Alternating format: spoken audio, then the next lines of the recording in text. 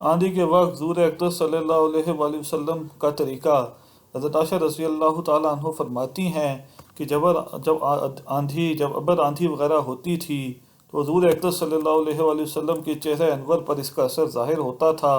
اور چہرے کا رنگ فک ہو جاتا تھا، اور خوف کی وجہ سے کبھی ہم اندر تشریف لے جاتے تھے، کبھی باہر تشریف لاتے،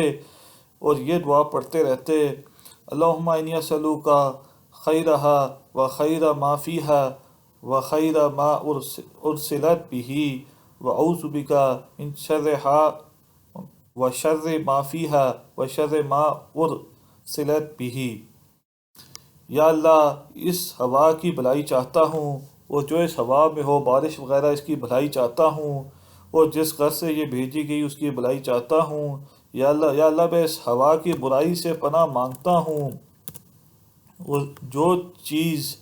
اس میں ہے اور جس غرض سے یہ بھیجی گئی اس کی برائی سے پناہ مانگتا ہوں۔ اور جب بارش شروع ہو جاتی تو چہرے پر انبساط شروع ہو جاتا۔ میں نے عرض کیا کہ یا رسول اللہ صلی اللہ علیہ وآلہ وسلم،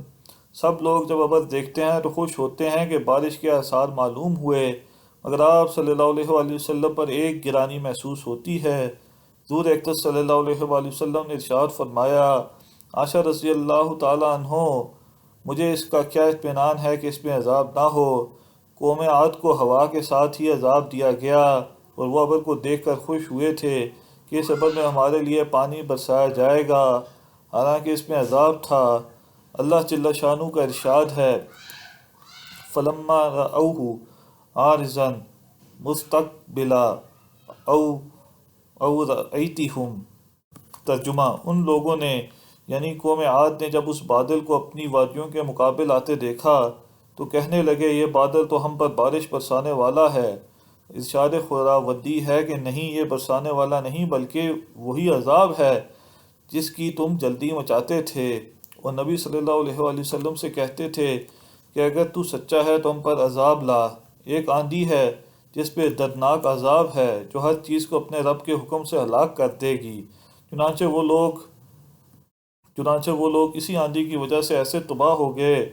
کہ بجز ان کے مکانات کے کچھ نہ دکھلائی دیتا تھا، اور ہم مجرموں کو اسی طرح سزا دیا کرتے ہیں۔ فائدہ یہ اللہ کا خوف کا حال اسی پاک ذات کا ہے جس کا سید الاولین والآخرین ہونا خود اسی کے ارشاد سے سب کو معلوم ہے۔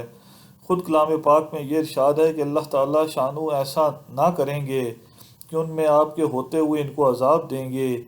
اسی وعدہ خداوندی کے باوجود پھر حضور اقدس صلی اللہ علیہ وآلہ وسلم کے خوف الہی کا یہ حال تھا